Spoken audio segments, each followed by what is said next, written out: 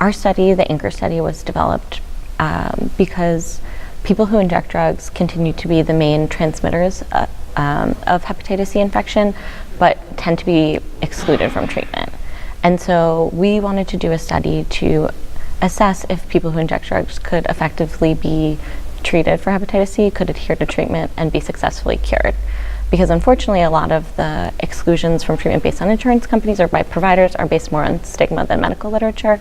And so our hope was to add to the body of literature to demonstrate if it was actually feasible to treat this patient population effectively.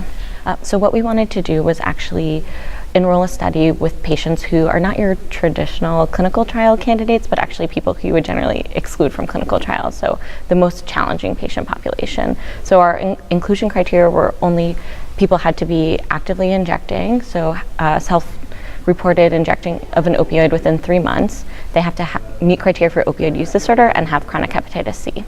And so if they met those criteria and were interested in hepatitis C treatment, we enrolled them in our study. We didn't preferentially identify patients we thought would be likely to cure, and we definitely did not exclude people who we thought would be unlikely to be adherent. We established a clinic in a syringe exchange, and so we're embedded in a harm reduction organization in Washington, D.C., and we enrolled 100 patients there. And we tried to identify patients who were really a more challenging demographic, and so they're majority middle-aged Black men, over half are unstably housed, over half reported injecting daily or more at baseline, 2/3 were not on any treatment for opioid use disorder, 40% met criteria for hazardous drinking.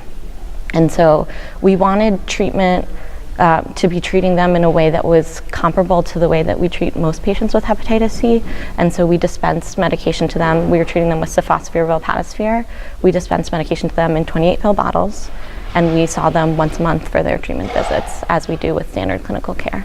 And so what we were really looking at for this analysis of the study was to understand if they were adhering to the treatment and if adherence to the treatment impacted their SVR, or cure from hepatitis C.